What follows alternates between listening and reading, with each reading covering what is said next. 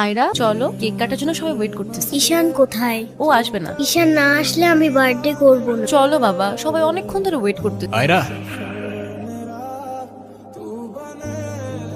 Happy birthday বন্ধু। এ কি বন্ধু, তুমি কাঁদছো কেন? কই না তো, কাচ্ছি না তো।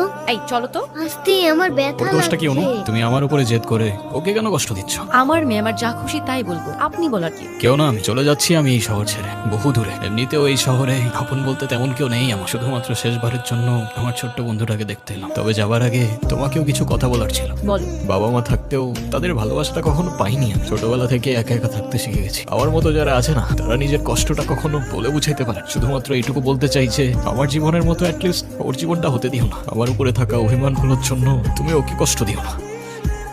ভালো থেকো ছোট্ট বন্ধু। আমি ঈশানের কাছে যাব, আমার হাত ছাড়ো। ঈশান!